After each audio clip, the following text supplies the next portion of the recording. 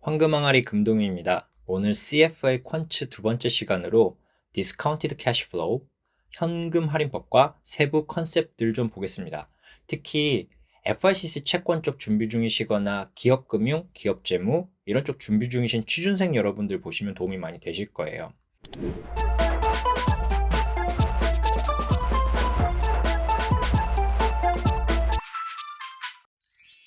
DCF는 유출되거나 유입될 현금들을 오늘 기준으로 할인해서 계산해 본다 이런 뜻이에요.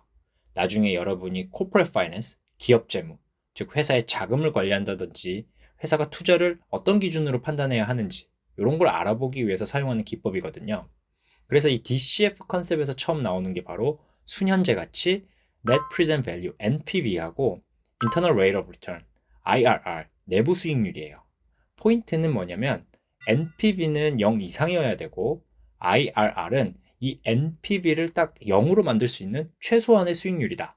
이렇게 이해하시면 편해요. Net Present Value, NPV, 순현재 가치인데요. 금융용어에서 이제 net이 나오면 들어갈 거 나갈 거 다 빼고 이제 마지막에 남은 거라고 생각하시면 돼요. net margin, net profit, net income 이런 용어들도 같은 의미예요. 그래서 요지는 net을 했는데 0 이상이면 좋은 거고 0 이하면 안 좋다. 이렇게 이해하시면 편해요. NPV 계산을 위해서 알아야 할 요소들과 첫 번째 이제 현금 흐름 캐시 플로우 CF라고 하고요. 현금 유입은 캐시 인플로우, 현금 유출은 캐시 아웃플로우 이렇게 표현해요. 그리고 현금 흐름의 횟수, 돈이 나가고 들어오는 횟수를 number of cash flows, 줄여서 N이라고 표현하고요. 할인율, 이자율, 수익률 같은 이제 레이트를 통칭해서 이제 R이라고 하는데 보통 이 레이트는 시험에 다 줘요. 왜냐하면 R은 나중에 이제 여러분이 실무하실 때도 보시겠지만 reference rate, 즉 이제 증권사, 은행 그리고 중앙은행에서 공표하는 기준 금리들이 있어요. 그거 가지고 쓰시는 거라서 여러분이 직접 뭐 이렇게 계산하고 그럴 일은 별로 없어요. 이렇게 CF 알고 N 알고 R 알면 NPV를 계산할 수 있다 이런 뜻이에요. 특히 NPV 같은 경우에는 투자 대상이 2개 이상이고 현금 흐름의 규모나 횟수가 기간마다 다를 때 각각의 NPV를 구해서 순현재 가치가 가장 큰 곳에 투자를 한다 이런 뜻이에요. 내부 수익률 IRR은요 NPV 순현재 가치를 0으로 만들어주는 레이트라고 생각하시면 돼요. 사실 이게 NPV를 구할 때 나오는 R, 레이트하고 무슨 차이인지 이제 많이 헷갈려들 하시는데 NPV를 구할 때 쓰는 레이트는 이제 시장이 정해준 디스카운트 레이트, 할인율이고 IRR은 투자자가 만족하는 최소 수익률이다 이렇게 이해하시면 돼요. 그 전에 배웠던 이제 required rate of return, 즉 투자자의 요구 수익률보다 내부 수익률 IRR이 커야 투자를 진행할 수 있다 이런 뜻이에요. 자, 여러분이 투자할 곳이 딱 한 군데밖에 없고 거기다 하거나 아니면 그냥 하지 말아야 돼요. 현실에서는 뭐 그런 일이 별로 없는데 근데 이럴 때 투자를 할지 말지 결정을 어떻게 하는가? 이걸 어떤 특정 기준을 잡고 결정을 하는 걸 decision rule이라 그래요.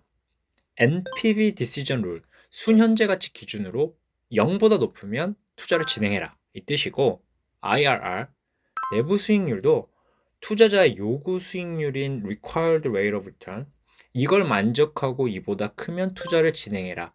요게 이 NPV와 IRR의 decision rule인 거예요. 자, 그런데 투자 프로젝트가 2군데 이상인데 이 중에 딱 하나만 골라야 된다는 말이죠. 이걸 영어로 이제 mutually exclusive, 상호 배타적, 상호 배제적인 프로젝트라고 얘기를 해요. 하나를 선택하면 다른 건 포기해야 된다는 말이에요.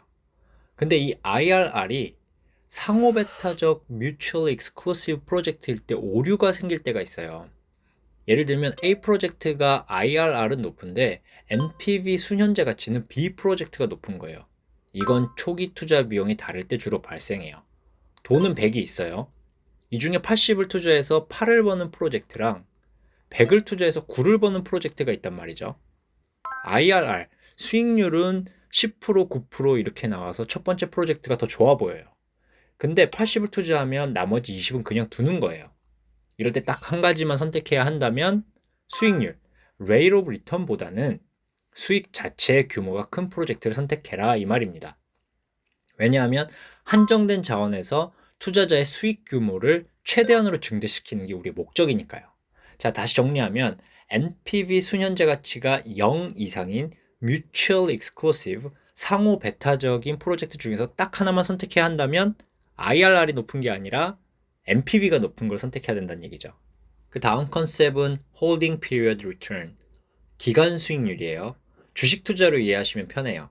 ending value, 팔았을 때 주식 가격에서 beginning value, 샀을 때 주식 가격을 빼면 수익이 나오잖아요. 이 수익을 다시 샀을 때 주식 가격으로 나누면 기간 수익률이 나와요.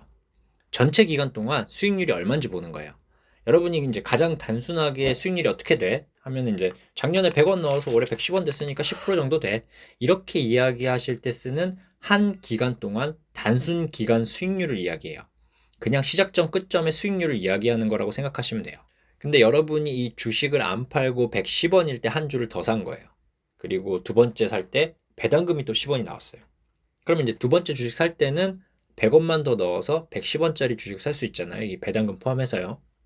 그리고 또 이제 1년 뒤에 주식 두 개를 150원에 팔아서 300원을 받은 거예요. 이렇게 이제 기간이 늘어나고 그 기간 동안 현금의 유입이나 유출이 추가로 발생하면 전체적인 투자 수익률이 얼마인지, 그리고 연평균 수익률이 얼마인지 이런 게 이제 궁금해지잖아요.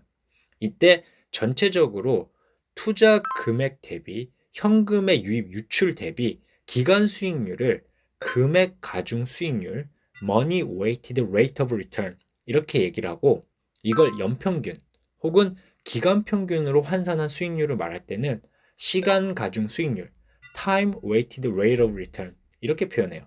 둘 다 IRR 내부 수익률을 구하는 방법이에요. 이 금액 가중, 시간 가중 수익률은 수학식으로 보시면 오히려 이해가 쉬워요. money weighted. 금액 가중은 이름대로 현금이 나가고 들어온 걸 현재 가치로 계산해서 수익률을 구해보는 거고, 그러다 보니까 이제 PV inflow, 현금 유입의 현재 가치가 PV outflow, 현금 유출의 현재 가치와 같다 이렇게 놓고 수익률을 계산해 보는 거죠. time weighted, 시간 가중은 기간을 나눠서 예를 들면 기간 1에 대한 holding period return, 기간 수익률을 구하고 기간 2에 대한 기간 수익률을 따로 구한 다음에 geometric mean, 기하 평균을 내는 거예요. 근데 이게 계산하는 것도 중요하긴 한데 여러분이 이제 나중에 포트폴리오 매니저가 됐다고 한번 가정을 해볼게요. 그럼 금액 가중하고 시간 가중하고 계산을 해보면 수익률이 다르게 나오거든요. 무슨 말이냐면 여러분 입맛에 맞게 수익이 더 난 것처럼 혹은 덜 난 것처럼 표현할 수 있다는 얘기예요. 틀린 건 아니죠. 그런데 거꾸로 투자자에게 정확한 정보를 제공하는 것도 아니에요. 이런 경우 굉장히 많아요. 전문 투자자들이야 이 내용 다 아니까 수익률이 10%입니다 이렇게 얘기를 하면 이게 금액 가중이에요, 시간 가중이에요, 시간 가중이면 얼마의 기간에 대한 거예요, 할인율은 또 어떤 레퍼런스를 사용한 거예요, 이런 거 이제 다 따져 묻는데 일반인들이나 또 재무 관련 전문가가 없는 기업 투자자들은 그냥 수익률이 이렇구나 하고 넘어간단 말이죠. 예전에 이제 투자금융 쪽에서는 본인들 실적이나 보너스 때문에 이런 표현을 하는 안 좋은 경우가 굉장히 많았어요. 그래서 이제 여러분들이 이제 CFA 처음 공부하시면 이제 ethics, 준법과 도덕 관련 이야기가 처음 나오는 게 바로 이런 것들 때문이에요. 자, 그래서 여러분이 이제 기술적인 공부를 하는 것도 중요하지만 금융인으로서 이제 도덕적인 마음가짐을 항상 잃으면 안 된다. 또 이런 이야기입니다. rate of return 하고 그냥 혹은 이제 return이라고도 하고요. 이게 yield하고 많이 헷갈려 하세요. 1년은 365일이 아니라 360일로 계산한다는 점이에요. 회사를 성장시키는 게 목적이잖아요. 포인트는 산술 평균이 아니라 geometry. 여러분의 성공 취업을 기원합니다. 감사합니다.